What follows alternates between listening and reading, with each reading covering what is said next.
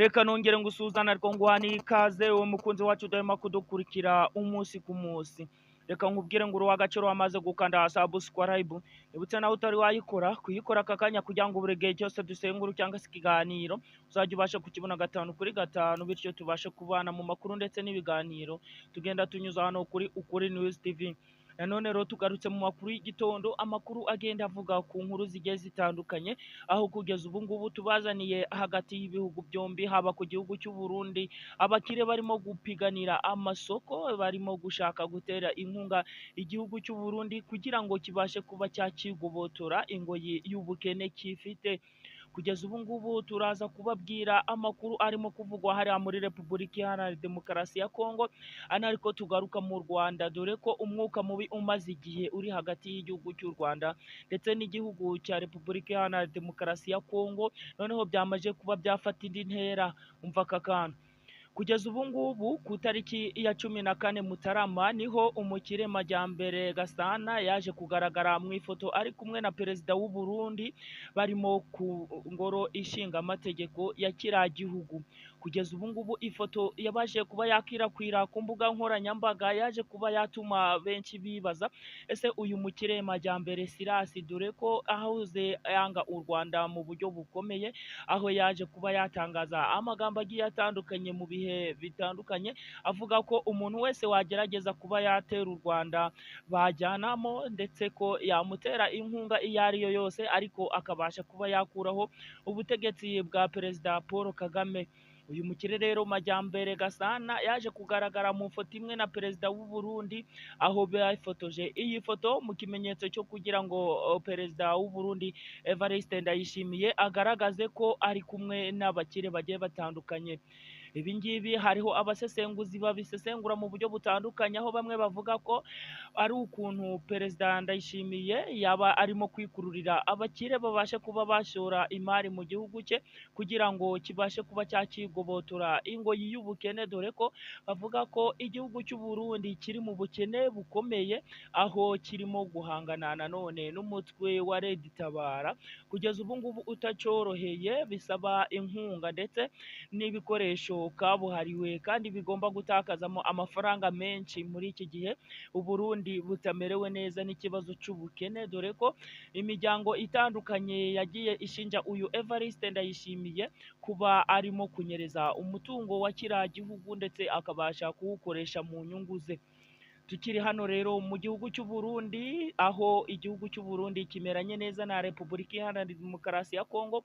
Repubulika ya Demokarasi ya Kongo irimo guhangana n'umutwe wa M23. Ibi ngibi turabihuza nuko uyu perezida w'u Burundi mu ngendo zigiye zitandukanye yagiriye hariya Kongo, cyangwa se muri Repubulika Iharanira Demokarasi ya Kongo, aho yagiye aganira na mugenzi we Felix Antoine Tshisekedi, bagiye bagaragaza ko bafite umugambi wo gutera u Rwanda simusiga, ndetse ko bagomba kuwufata nk'akarere bakawomeka ku gihugu cya Kongo. Ibi ngibi rero byaje nyuma y'uko muri Repubulika Iharanira Demokarasi ya Kongo hatangiwe igisa nk'icengezamatwara giteye ubwoba, aho nk'uyu nguyu Generali Ekenge ndetse n'uyu Patrick Muyaya batangiye kugenda bacengezamo icengezamatwara mu baturage ndetse no mu basirikare bagiye batandukanye, ko buri munyarwanda wese bagomba kumufata nk'umwanzi, ndetse ko bagomba kwica abanyamurenge aho bava bakagera.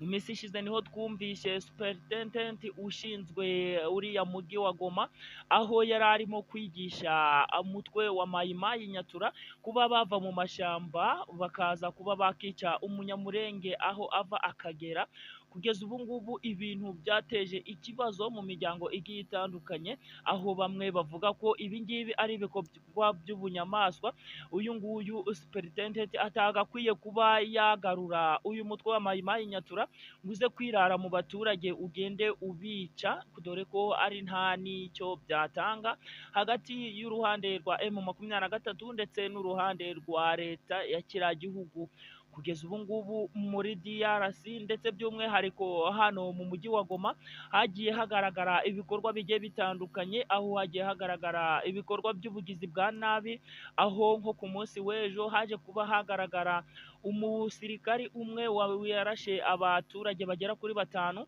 ubwo yashakaga kwambura abavunjayi cyangwa se abaguranisha faranga, akamwambura utwe twose abaturage bakabasha kuba bamugota bakabasha kumufata. Reka rero tuze gusesengura aya makuru hamwe n'andi tubihere mu mizi. Ese duhere kuri iyi nkuru ivuga ko uyu Patrick Muyaya arimo kumvikana n'uyu perezida w'u Burundi Evariste Ndayishimiye, byaba ari intsinzi ku gihugu cy'u Burundi cyahoze kivuga ko gishaka gutera u Rwanda kuva muri 2023 kugeza ubu ngubu kikaba gifite uwo mugambi wo gutera u Rwanda ndetse gifatanyije na leta ya Kongo, aho uyu Majyambere Gasana yagaragaje ko yishimiye perezida w'u Burundi Evariste Ndayishimiye alias Neva. Kugeza ubu ngubu ibintu byaje kuba byatera urujijo abanyepolitike bagiye batandukanye ndetse n'abasesengurira hafi iki kibazo cy'u Burundi ndetse n'igihugu cy'u Rwanda. Hashize igihe kirekire leta y'u Burundi ishinja u Rwanda kuba ari rwo rutera inkunga umutwe wa Red Tabara, cyane ukunda gutera hariya mu shamba rya Muhira ndetse mu gace ka Kibitoki, dore ko rino shamba rya Muhira ariho uyu mutwe usanzwe waritse cyangwa se usanzwe ufite ibirindiro. Ibi ngibi byaje gukurura umwuka mubi hagati y'igihugu cy'u Rwanda ndetse n'igihugu cy'u Burundi, aho igihugu cy'u Rwanda nacyo kitahwemye guhakana ko uyu mutwe nta nkunga na gakeya cyangwa se ubundi bufasha ubwo ari bwo bwose u Rwanda ruhereza uyu mutwe, aho perezida w'u Burundi yagiye avuga ko agomba kuba yatera u Rwanda afatanyije na mugenzi we Felix Antoine Tshisekedi. Kugeza ubu ngubu bikaba byarabaye agaterera nzamba, ariko bikaza kubura umujyo cyangwa se bikaza kuburiramo. Kugeza ubu ngubu nta gitero na kimwe turabona ku ntambara yeruye y'u Burundi cyangwa se ya DRC. Ibi ngibi abasesenguzi bakavuga ko ibi ngibi ari amagambo agomba kuvugwa ubwo umutwe wa M23 ukomeje kugenda uhanganamo n'ingabo z'igisirikari cya Kongo.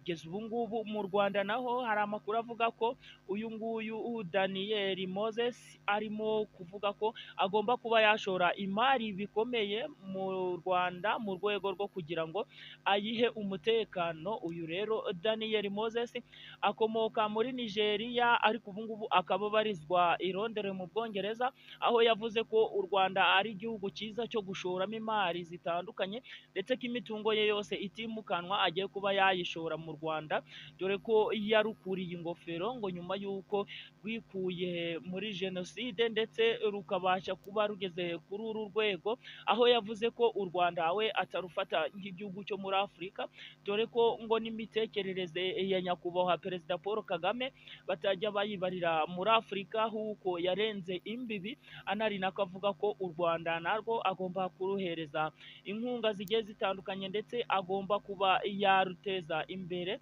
ndetse agashoramo imari ze. Abasesenguzi rero mu bya politike bavuga ko igihugu iyo kirimo kwitegura kujya mu ntambara kiba gikeneye andi maboko cyangwa se abandi bashoramari bagishoramo imari, anari nako bagomba kuba bakivuganira cyangwa se kuba bagihereza inkunga zigiye zitandukanye, anari nako u Rwanda narwo rukomeje kugenda rubona abashoramari bagiye batandukanye, haba ku ruhande rw'i Burundi ku buryo ruteye u Rwanda byaba bisa nko kwiyahura mu makara, aho u Rwanda rwahita rushwanyaguza bikomeye kino gihugu ndetse kikabasha kuba cyahinduka amatongo.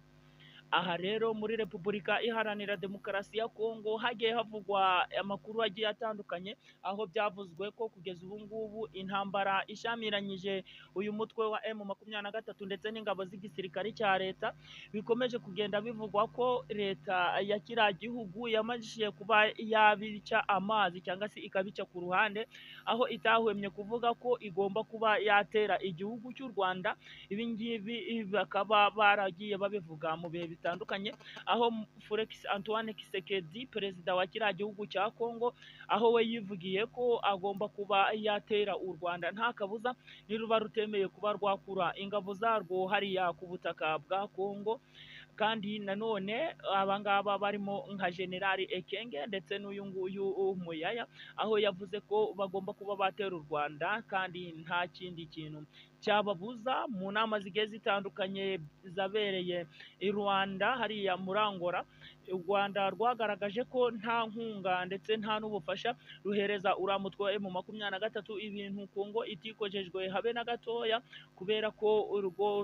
Kongo ivuga ko u Rwanda ari rwo rufite ingabo hariya mu gihugu cya Kongo. Kugeza ubu ngubu hari inama iherutse yabaye hariya muri Angola, aho ku banyapolitike ndetse n'abagize guverinoma bahuriye hariya i Rwanda, bagize guverinoma ya Kongo, haba n'abagize guverinoma y'u Rwanda, bakabasha kugirana inama ndetse no kwiga ku muti w'ikibazo kiri hariya mu burasirazuba bwa Kongo, aho bemeje agahenge ku ruhande rwa M23 ndetse n'ingabo z'igisirikare cya leta ya Kongo, ariko aka gahenge ntikaze kuba kakubahirizwa, aho M23 yo yavuze ko aka gahenge katayireba habe na gatoya, kuko itigeze itumirwa muri iriya nama yabereye hariya i Rwanda muri Angola. Kugeza ubu ngubu u Rwanda rwari ruhagarariwe na John Patrick Nkundineza, aho ku ruhande rwa DRC rwavuze ko uyu John Patrick Nkundineza nawe afitanye isano ngo na Perezida Paul Kagame,